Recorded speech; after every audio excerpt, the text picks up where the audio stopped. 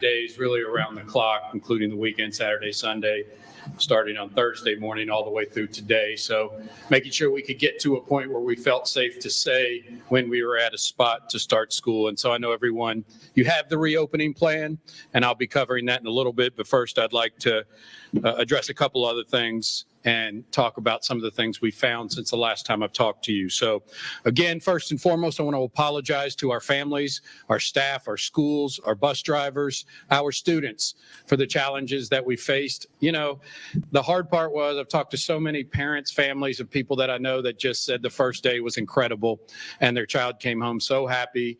And, you know, it was just one of those things where they wanted to continue on with that. And so even if they didn't have a bus problem, and I know a lot of them did, even if they didn't have a bus problem, I know we've inconvenienced a lot of kids and families who wanted to be right back in school, and we apologize for that. But I am a believer, very much so. No one wants crisis, but I do believe there is opportunity in crisis.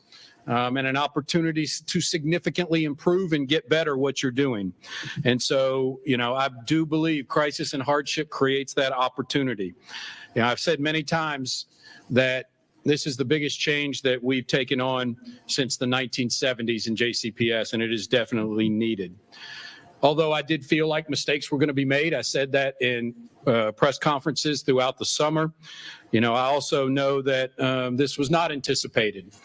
And that's, you know, a mistake on me and on us, as I've said before.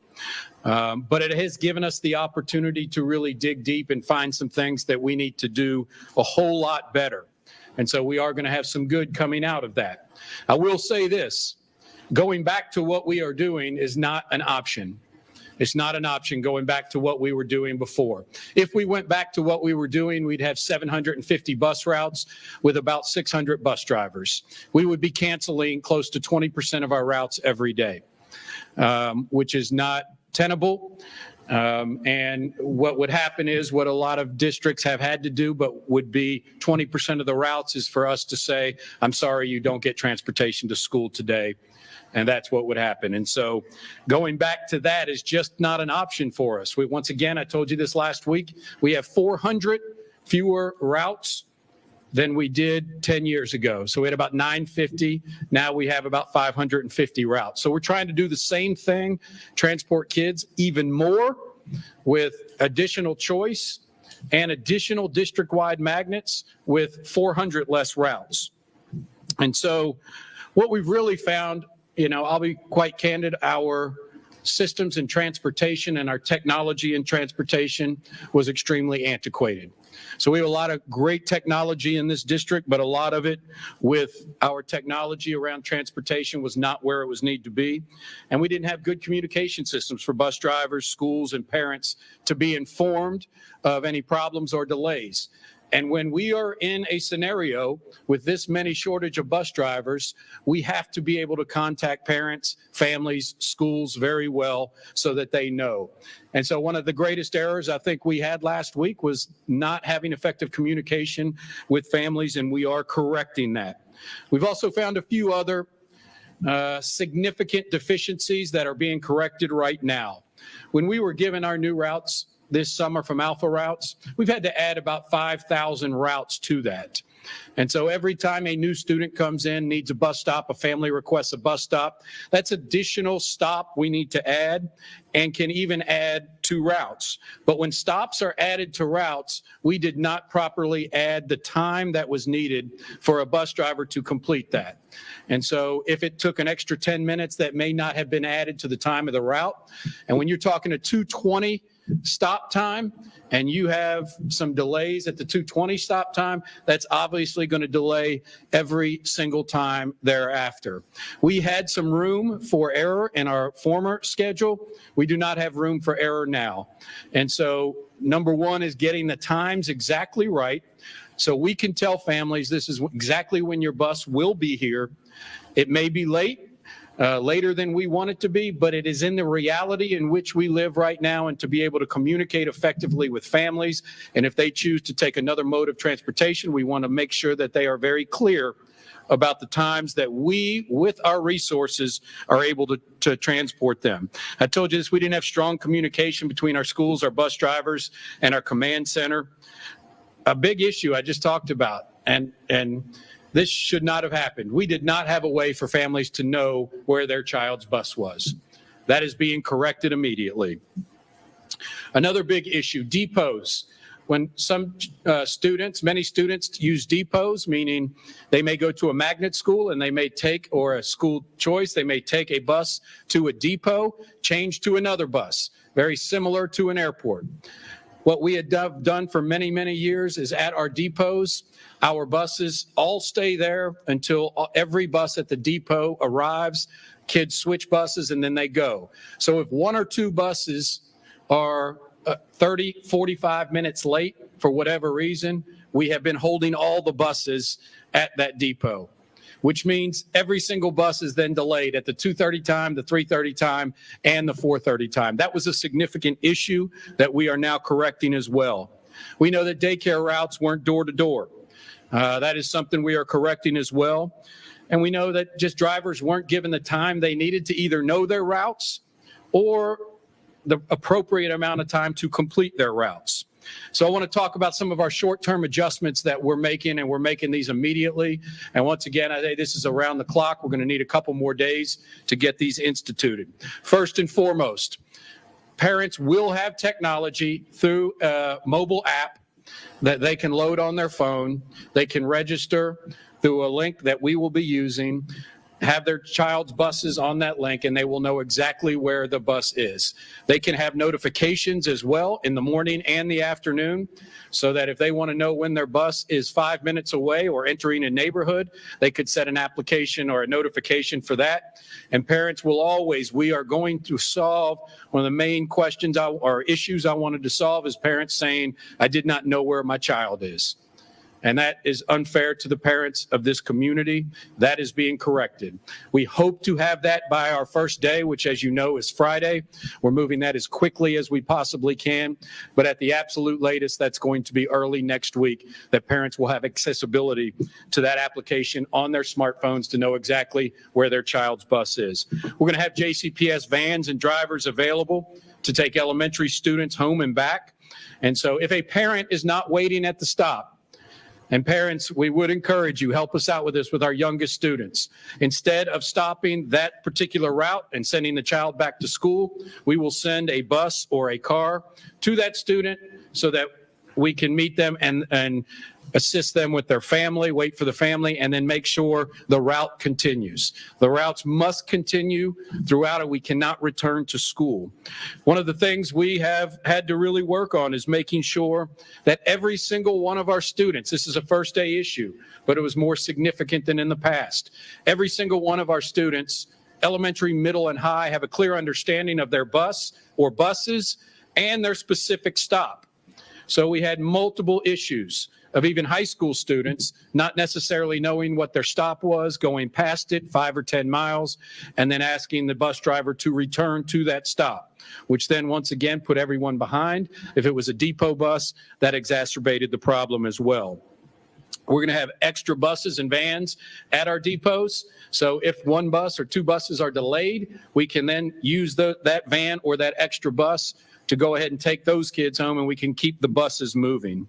We're going to have an additional JCPS staff member, we're kind of calling a shoulder buddy, with a cell phone and GPS on the buses for our longest, most challenging routes. We've offered this to our compounds for bus drivers who would request them so that they can sit behind them with GPS. Our ultimate goal is to get GPS for our bus drivers on all of our buses. That would be in real time if a stop is added. But there's some significant technology things we have to work through, and there are very specifics with Kentucky state law about GPS and not having an active screen. We are actively reducing the lengths of routes right now with lots of stops starting in the afternoon, so that when routes have a lot of stops, that just makes it longer. And so taking our routes with the longest amount of stops and reducing those, we're increasing support in our call center. Daycare routes are going to be door-to-door service from this point forward. What happened on Wednesday when it wasn't door-to-door? The bus still had to wait for someone to walk however far it was to get the students, walk them back. So the bus was delayed either way. So we need to make sure that's door to door. I told you about how we're going to retag every student, K through 12. And then all elementary special needs families who need transportation will be called with their information before the first day of school. With our long-term needs, we need to revamp some of our bus routes. Adding 5,000 bus routes to the plan significantly increased the timing that would be needed to complete all of these routes. And so we're going to have to be much more efficient. We plan on working at that through the fall and hopefully making some adjustments at the fall break. But it does take time when you change routes to allow bus drivers to practice routes. You cannot just change a route and say, go do that route. They have to have time to practice that and everyone to be informed. We're going to expand the offerings for the application for families and schools. Our ultimate goal, our long-term goal would be that our students have some type of device or key fob, so to speak, on it when it registers as soon as they walk on the bus, and it takes them off as soon as they get off the bus. So a parent can not only track the bus, but whether their student is on that bus or not. That is a long-term fix, but it's an important technology that we want to use. Obviously, we're going to continue to recruit bus drivers, work to increase pay, work to make sure our bus drivers have everything they need to be successful. As the current trend continues, we will continue to have more and more problems throughout this nation unless we address our significant bus driver issue. And so here's how the reopening is going to work. You've got this information. We wanted to do it in 2 days so that we could make some adjustments. Once again, we have to make sure that we have a couple more days to clean up the last of our routes. One thing we want to make sure parents know clearly what time their child will be arriving home. Once again, I'll say this, these will be first days again, so they could be a little more delayed than at other times, but hopefully all parents will have that application by that time so they can see where that bus is. On Friday, August 18th, which is this Friday, all elementary and middle school students will return to school. We will then have the weekend to make any adjustments, and then on Monday, August 21st, we'll bring all of our high school students back. So by next Monday, all of our students will be back in session. Friday, once again, elementary and middle. Monday, all 3 levels will be back for the rest of the year. I want to note students at our multi-level schools will return back with their specific level. So for instance, Marion C. Moore has a middle school and a high school. The middle school students would return on Friday. The high school students would return on Monday. All state agency schools return on Friday as well. And we're announcing all JCPS staff report back to work tomorrow, Tuesday, August 15th. I do want to say this to our families again.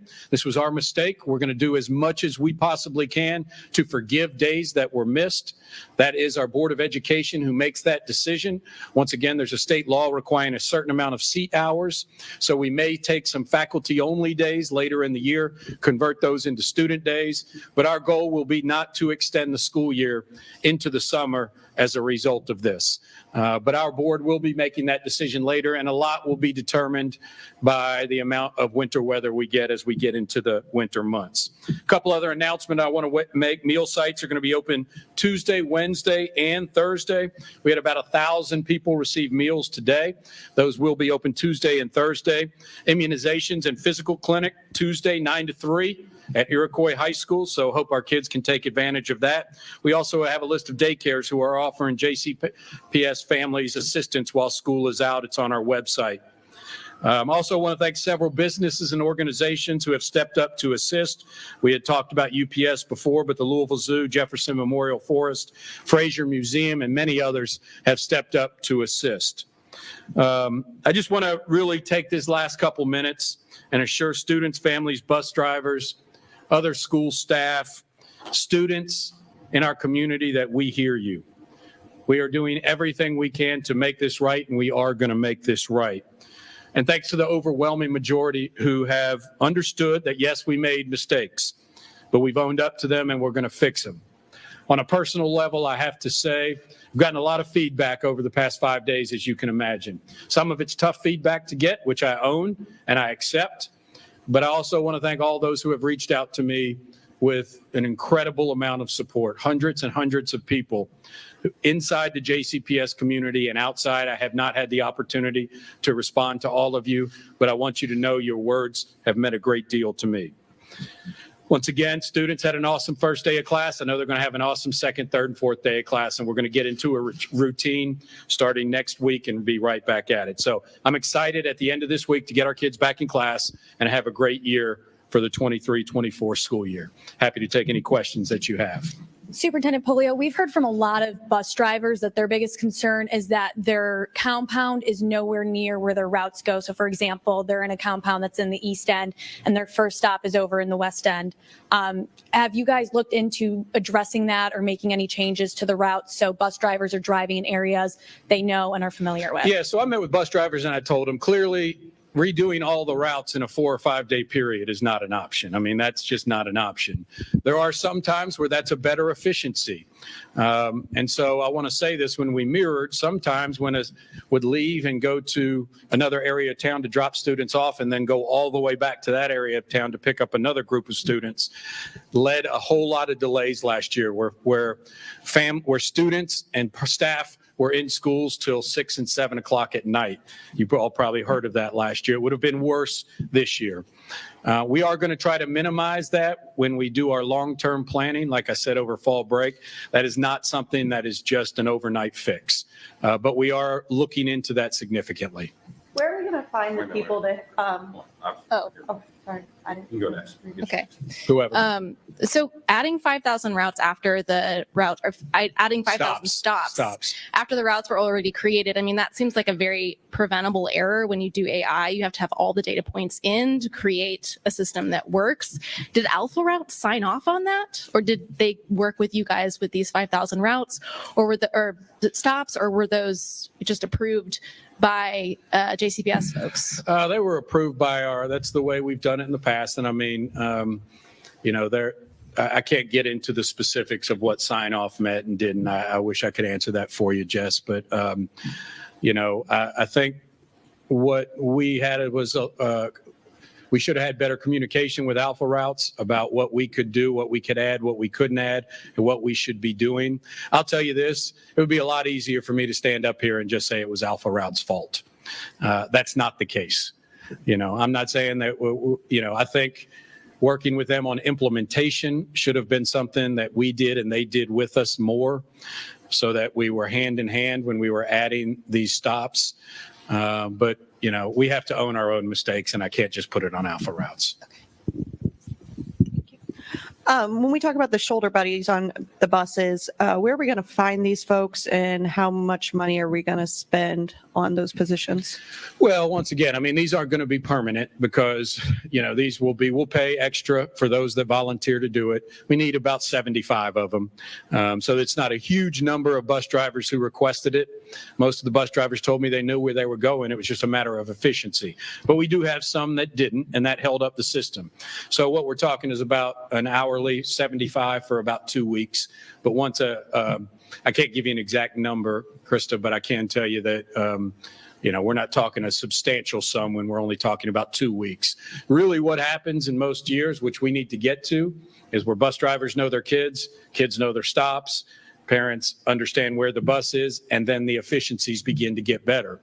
Which also in this, we have a lot of stops right now that may not have kids attached to them because a kid moved or went somewhere else, but the bus still has to stop there because it's considered a stop, and we will be deleting those in the couple of weeks to come. So efficiency should improve greatly.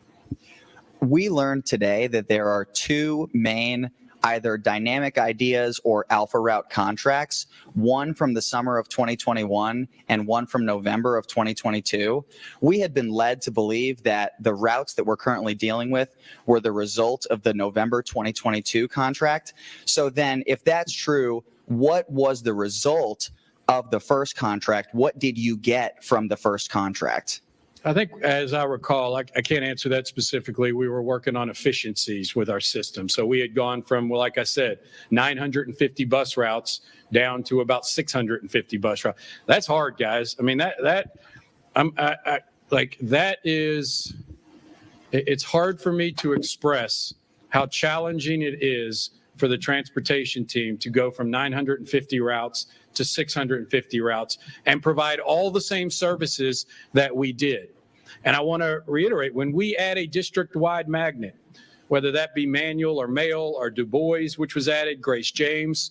That means we transport to every corner of the district if a child is in that. So, we don't have the ability or the in-house ability to just cut 300 routes and try to keep all of the same services that we are providing. I addressed this last week, but we're in a situation, not just here, but nationally, where we're going to have to start making decisions about who we transport, when we transport, who we don't transport. Because going from 950 to 650 in a few short years is nearly impossible. And so that is the majority of the work that I believe happened with the first contract. Sir, over the weekend, did you spend time talking to bus drivers? And if so, how's their morale? I'll say this. The bus drivers, they're great people. They're great workers. They expressed to me, frustration clearly from the first day. I would never say that there was not a great deal of frustration, mostly because of the things I said we need to help them with. There's a language barrier. We have 17,000 English language learners now. And so many times that's a barrier that bus drivers aren't able to assist with when they're helping.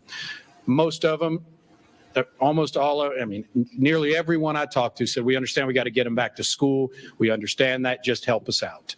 And so what I told them was we'd be providing short-term answers for them. We got to get kids back in school. We got to get our kids the services they need, but we're also going to provide some long-term answers. And so we need them to stick with us through that. With the first high school football game being on Friday, August 18th, and high school students going back to school on Monday, August 21st, how will this new start day impact or affect athletics? It won't. They will be still playing. So they're practicing right now. The first day we did not, Thursday, just to give us an opportunity to, sometimes we got to get, when we make a decision like that at 4 a.m, we need the opportunity to come together as a team and make the right decision. But since that next day, last Friday, they've been able to practice and play. So all of our teams, I believe, probably are playing right now. I think you have some playing now. You'll have definitely some sports playing tomorrow and throughout the rest of the week. So these vans and drivers that will take kids home if their adult isn't at the bus stop, are they going to be in a certain place? And if the bus driver gets to a stop, do they call them? And then does the bus just wait there for them to get there? How is that going to work? So they'll be located at compounds around the district so that it's not, we want them to be close to wherever that is. Right now, we're working through exact specifics. Our goal will be to tell the bus driver to continue on with the route, and the van would meet them in 2 or 3 stops to pick them up. We want to do everything possible to keep the routes marching on and moving. And that was one of the major issues. And I heard that from bus drivers too, is if I have to take a kindergartner back all the way to school from where we came from, and that's 5, 10, 15 miles, that adds 15 miles there, 10 miles there, 10 miles back, you're adding 20 minutes to the route. And that just compounds throughout the day. So that was a big issue. Dr. Pollio, thanks for all the work that you've been doing these last few days. I know it's been very stressful for you, but Alpha Routes in town, how many people from their team are here, and what kind of takeaways can we get from the work that you guys have been doing since they've been in town? When are they returning, and will this cost any more money? Yeah. No, they're not. It will not, and they're on the ground right now. I believe 4 personnel from Alpha Routes are with us right now, helping us really. What we're asking them to do is to look at the efficiency and to get the correct times for all of our routes with the additional stops that we have added. And so that's really, guys, the hard part. We want to make sure every student gets a stop, but making sure all of those we add those stops in, and that increases time. And so what we really want to have and contact parents, especially any bus that may have to be after like a 6:30 or a 6:45 time period, is that we're very clear with our families that this is the stop time we are able to provide with the resources that we have. And so, yes, if it is 7:15, because of the amount of kids we are having to transport and stops, we want to tell families that. We want them to be able to see it on a map. And yes, you may report that the last bus got there at whatever time, but we want to make sure it's not a repeat of last Wednesday where every family knows exactly where they are. So those are the things they're working on for us right now. I believe I heard you say that you're looking at removing stops on the longest routes. I think that makes sense that that would be needed, but I've heard from so many parents who said, I don't have a stop or I don't know where mine is. So is removing stops on the longest routes, is that going to create new issues? So that may be adding another bus and splitting up a route that has 28 stops into 14 too. That does not mean we're saying that stop is disappearing. We are saying we need to find other ways in order to make that work. And so that may be a second bus. And so we've contracted with Miller Transportation for a total right now of about 20 buses. We asked for as many as the more that we can get, the better. We did that last year as well, but though we have those buses beginning available at the end of the week. And so that may be taking one of the Miller buses and having 14 stops and 14 stops instead of 28 stops. So it's not eliminating stops, no. Do you know how many drivers have quit, resigned, put in early retirement notice, anything of that nature since Wednesday? And also, what is this technology that you're planning to have parents, be able to track the buses where their kids are? Yeah, so first, I'm not aware. No, as I reported on Friday, we had not had any that had resigned or quit. I'm not aware of any today. But I wouldn't, if you have an example of somebody, I can't say that didn't happen today. But as of now, the answer to that is zero, to my knowledge. I'm sorry, I don't have the exact app name, but it is an app that a lot of large districts use across the nation that allows a parent to use their parent credentials to sign into the app. They would go in and then select the buses that their child is on. We will provide them help if they need it. They can then set up the notifications and then the specific app.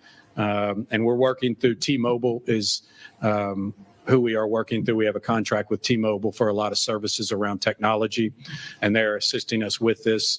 And so they're another example of someone just reached out and said, let us help you out. But it will be an app. We'll have more information on that in the next couple days, the exact information about the app. But what it will show is a bus on a map. If a parent has a child at Blankenbaker and Taylorsville Road, or that's where we can say that, and the school will have that too. So if a parent doesn't have a smartphone, instead what they were calling the school didn't know where the bus was. This was some of the antiquated communication systems we had, and we're trying to radio the bus, and the frequencies were all jammed up because of the amount of traffic on the first day when it comes to radio frequency. And so now they can call the school, any parent can call the school because the school will have access to the GPS, and they can say, no worries, your bus is at this location headed your way. And so that's a big thing too for our families. I talked to a couple of families who say their stop that they are initially assigned was didn't make any sense. It was 12 miles away or something like that. Is there any sense that there was a disconnect between what parents entered in that Google form and what was transferred to, the system that created the routes? I think that's possible. I think it's probably, I don't know the specifics on that, Jess. We did find a lot of situations where the exact address was not entered. So if it was north or east or west or an apartment number, it may not have been entered exactly right. I'm sure there were mistakes in that. I'm not saying there weren't mistakes. I'm not familiar with that. We have been working very hard to make sure that parents have bus stops, starting with our youngest students, obviously. Now, I want to say this is an issue every single year because the amount of kids who move over the summer or become new to the district that we don't have entered in our system for a bus stop. And so that has been an issue for years. We have less actually this year than we've ever had before in that. But we're addressing that and some of the safety issues of stops that have been notified as well. Will early childhood students still start next Wednesday, August 23rd as planned? Yeah, we're looking at that. We're using early childhood buses to do some of this work. So there is a potential for that to be delayed. We haven't made that decision yet. Last one. Sir, I know you talked about general busing issues for all kids, but have you faced any special needs busing issues for special needs kids? I think one of the things, making sure that all of our schools had the exact correct data for special needs buses, and families had the exact data, the time they were going to be picked up, the bus that was coming. I think we had some issues with that. I can't speak individually to them, but to my knowledge, we had some of those issues, and that's why I said we want to make sure that we contact all families with that transportation before the first day so that they know exactly what we're providing. Great. Thank you, guys. Appreciate your time.